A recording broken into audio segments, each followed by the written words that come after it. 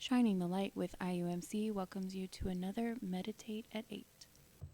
When it comes to your faith, are you still in Egypt? Are you wandering in the wilderness? Or have you at least crossed into the promised land? When the Israelites were enslaved in Egypt, they retained some semblance of faith in the God of Abraham, but most of their faith was a dim memory, almost like a child's fairy tale that begins with the words, "Once upon a time." They had lost any real expectation that God would actually show up and do something to help them, and their unbelief led exactly to the result they expected. Nothing tends to lead to nothing. For those who have grown up in the church, the danger is that faith never progresses beyond a few simple Bible stories and songs that are viewed more like legend than fact. Joshua fought the Battle of Jericho, and the walls came tumbling down. David put a stone in a sling and slung it round and round and round, and like those Jericho walls, the giant came tumbling down.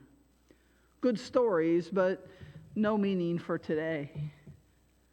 Then there are those who have made it out of Egypt into the wilderness, but for whatever reason can't seem to cross into the promised land. For the Israelites in the desert, God had shown up and delivered them, but they couldn't quite fully commit to believing in God's promises. They saw evidence of God around them every day, but they were afraid to trust in God too far. Their belief was impacted by their unbelief. And so they wandered aimlessly, and most died in the wilderness, never making it into the promised land. For those who did cross the Jordan River, their lives weren't always perfect, but at least they made their decision, "You will be our God, and we will be your people." If you know the Bible, they didn't always get it right, but God always stuck with them. That Old Testament covenant relationship between God and the people meant that God didn't walk away from them, even if they did on numerous occasions walk away from God. That same covenant promise is true for us, but we have one huge advantage that the Israelites of the Old Testament didn't have, and that is the gift of grace brought to us by Jesus.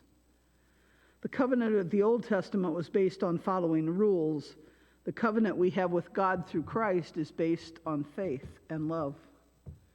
By grace we are saved through faith, not through or because of anything we do.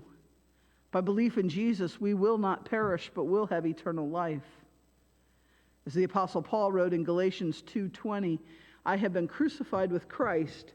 It is no longer I who live, but Christ who lives in me. And the life I now live in the flesh, I live by faith in the Son of God, who loved me and gave himself for me." Where are you in your faith journey? Do you still need to get out of Egypt?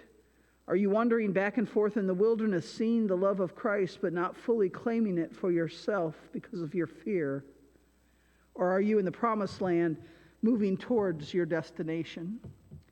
We are all on the journey of life, but what is moving you along, your belief or your unbelief?